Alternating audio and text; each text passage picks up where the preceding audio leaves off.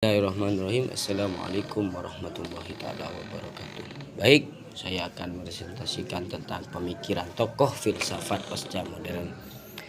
Yang pertama, Jean-Francois Lyotard. Ada berapa tokoh yang bisa mewakili era postmodernisme? Pertama, Jean-Francois merupakan salah satu postmodernisme paling penting di antara filsuf-filsuf postmodernisme. Yang lainnya, dua karya yang menjadikan terkenal baik di Prancis maupun di luar negeri, yaitu Teh Postmodernisme, John Didion, dan Teh Different. Karyanya itu juga baik sesuatu ataupun seseorang yang ditolak bersuara terhadap sistem ideologis yang dominan, yang menentukan satu yang dapat diterima dan tidak dapat diterima. Pemikiran Lyotard tentang ilmu pengetahuan dari pandangan postmodernisme yang sebagai narasi besar seperti yang pertama, kebebasan, kemajuan, dan sebagainya, kini menurutnya mengalami permasalahan yang sama seperti abad pertengahan yang memunculkan istilah religi nasional, kebangsaan, dan kepercayaan terhadap keunggulan negara. Eropa untuk saat ini tidak dapat dipercaya atau kurang tepat kebenarannya. Maka postmodernisme menganggap sesuatu ilmu tidak harus langsung diterima kebenarannya, harus diselidiki dan dibuktikan terlebih dahulu. Bagi Lyotard, ilmu pengetahuan postmodernisme bukanlah semata-mata menjadi alat penguasa. Ilmu pengetahuan postmodern memperluas kepekaan kita terhadap pandangan yang berbeda dan memperkuat kemampuan kita untuk bertoleransi atas pendirian yang tak mau dibandingkan. Yang kedua, Michel Foucault. Agak kasar kita bisa mengelompokkannya misalnya ke dalam kelompok dekonstruktif. Modern merupakan istilah yang mungkin bagi sebagian mahasiswa merupakan istilah yang asing dan sulit untuk mendefinisikan makna dari istilah tersebut. Namun dalam dunia filsafat, postmodern atau postmodernisme sangat berpengaruh dalam perkembangan dunia filsafat dan keberadaan filsafat di kalangan filosof. Postmodernisme adalah istilah yang kontroversial di bidang seni dan filsafat. Istilah ini dianggap sebagai sekedar mode intelektual yang dangkal dan kosong atau sekedar refleksi yang bersifat reaksioner atas perubahan sosial yang kini sedang berlangsung. Postmodernisme memang merupakan istilah yang sangat longgar pengertiannya atau bisa disebut juga sama ambigu.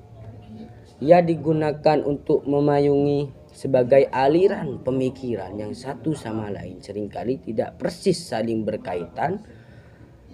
Meskipun sedemikian beragamnya aliran pemikiran yang termasuk dalam istilah postmodernisme, namun kita masih bisa mengidentifikasi atau mengelompokkan secara dan yang lain cenderung konstruktif atau revisioner. Pada kelompok dekonstruktif terdiri dari pemikiran tokoh filosof seperti yang pertama Derrida, Lyotard, Foucault, dan lain-lain sebagainya. Sedangkan yang cenderung konstruktif atau revisioner misal Heidegger, Hadamard, dan masih banyak lagi. Oleh karena itu, banyaknya pemikiran-pemikiran di era postmodern di dunia ini. Mari kita sedikit lebih memperjelas bagaimana postmodernisme itu seperti apa, agar kita bisa memenuhi filsafat secara luas. Michel Foucault, seorang filosof Prancis yang sangat terkenal di dunia sejarah dan filsafat, akan kita bahas di penulisan makalah kali ini. terkenal di dunia sejarah dan filsafat akan kita bahas di penulisan makalah ini. Michel Foucault adalah salah satu filosof penting abad ke-20 yang pemikiran sampai hari ini masih relevan dipakai untuk memahami fakta sosial dan perkembangan budayaan kontemporer, sekaligus juga masih menjadi bahan perdebatan. Sebagian pendapat memasukkan pemikiran Foucault dalam kelompok strukturalisme dan sebagian lagi memasukkannya dalam baju pemikiran post-strukturalisme. Sebagai perkembangan strukturalisme, Foucault sendiri menolak itu semua dengan mengatakan bahwa pemikiran adalah khas dirinya dan tidak dapat dimasukkan dalam aliran pemikiran manapun. Namun demikian, makalah ini akan mencoba melihat jejak-jejak struktural dalam pemikiran Foucault, khususnya yang berhubungan dengan konsep-konsepnya tentang episteme, wacana, pengetahuan, dan kekuasaan. Yang ketiga, Jean Baudrillard. Pemikiran memusatkan perhatian kepada kultur yang dilihatnya mengalami revolusi besar-besaran dan merupakan bencana besar. Revolusi kultural itu menyebabkan massa menjadi semakin pasif ketimbang semakin berontak seperti yang diperkirakan pemikiran Marxis. Dengan demikian, massa dilihat sebagai yang menyerap semua makna informasi, komunikasi, pesan, dan sebagainya, menjadi tidak bermakna. Massa menempuh jalan mereka sendiri. Kita mengindahkan upaya tujuan memanipulasi mereka. Kekacauan, apatis, dan kelembaman ini merupakan istilah yang tepat untuk melukiskan kejenuhan massa terhadap tanda media, simulasi, dan hiperrealitas.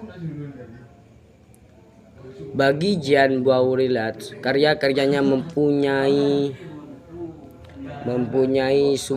sumbangan terhadap pemikiran teori sosial untuk postmodernisme, yang baginya bahwa objek konsumsi merupakan tatanan produksi, sehingga baginya masyarakat hidup dalam simulasi yang dijikan dengan ketidakbermaknaan. Karena manusia hidup dalam simulasi yang dicirikan dengan ketidakbermaknaan, karena manusia kehilangan identitasnya dan jati dirinya yang banyak terjadi pada masa kontemporer.